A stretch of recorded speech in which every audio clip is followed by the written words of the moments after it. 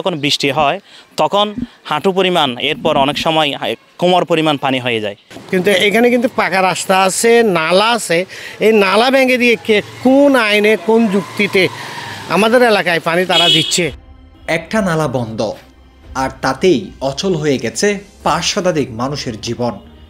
কক্সবাজার শহরের ৪ নং ওয়ার্ডের ট্যাগপাড়া বায়তুস সরব এলাকায় পানিবন্দী হয়ে আছে এই মানুষেরা। মুবারক মেনশনের গলির নালা বন্ধ করে রাখায় মানুষের চলাচলের পথ অচল হয়ে পড়ছে বলে অভিযোগ স্থানীয়দের। সামান্য বৃষ্টি হলেই পানির নিচে তলিয়ে যায় এই অংশ। এছাড়া শিক্ষার্থীদের স্কুলে যাওয়া এবং পানিবাহিত রোগে ভোগা ও মুসল্লিদের মসজিদে নামাজ পড়তে যেতে নানা বিড়ম্বনায় পড়তে হয় বলে অভিযোগ স্থানীয়দের। উড়ে যায়, একক তো নামাজ পড়ান কোনো সম্ভব নয়। গোটা শরীর কাপড় চোপড় সব যে নাফাক হইয়া যায়।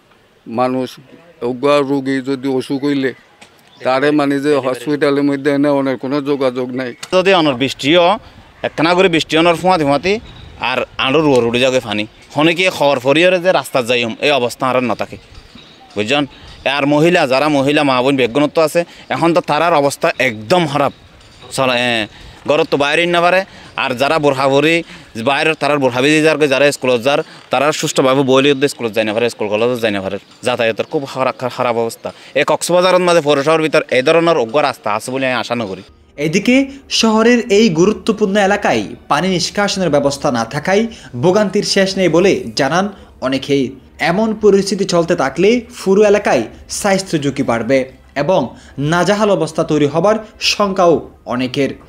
এই নালাটা এইখান থেকে শুরু করে মেইন রোড দিয়ে পানি বড় নালায় চলে যায়, কিন্তু এরা কি করছে, এই নালাটা ভেঙে দিয়ে আমাদের এলাকায় কোনো নালাও নাই, রাস্তাও নাই। এদের ভেঙে দিয়ে পানিগুলি ওদের সব পানি বর্ষাকালে এবং গ্রীষ্মকালে সব সময় ওই পানিটা আমাদের ওদিকে দেওয়ার কারণে আমাদের রাস্তার উপর পানি উঠে যায় এবং এলাকার জলাবদ্ধতা সৃষ্টি হয়েছে। এগুলি সবগুলি পচা পানি। এই পচা পানি, তাদের ব্যবহারের এই পচা পানি, তাদের বাথরুমের পানি, সবগুলি পানি আমাদের ওদিকে দিচ্ছে। আমরা একটা নাগরিক অধিকার থেকে বঞ্চিত। এগুলো শোনার মতো যদি কেউ না থাকে, এগুলো বলার মতো যদি কোনো ওয়ে না থাকে, তাহলে আমরা এই দেশে বসবাস করার লাভটা কী?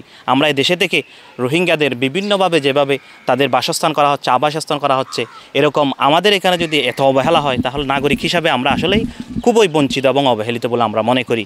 এবং প্রশাসন এবং পৌরসভার দৃষ্টি আকর্ষণ করছি, তারা যেন দ্রুত সময়ের মধ্যে আমাদেরকে এখান থেকে জলাবদ্ধতা এবং এই ধরনের সমস্যা থেকে এই সমস্যার সমাধান করে আমাদেরকে একটা মুক্তির পথ খুলে দেয়। বর্ষাকাল আসলে আমাদের এই বিপদ।